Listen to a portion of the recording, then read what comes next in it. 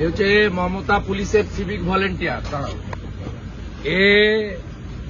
আমি শুভেন্দু অধিকারী এই রাস্তা দিয়ে যাচ্ছি বাগডোগরায়, এর ছবি তুলছিল। এর পোশাক দেখুন। কলকাতা হাইকোর্ট বলেছে সিভিক ভলেন্টিয়ার শুধুমাত্র ট্রাফিকের ডিউটি করবে।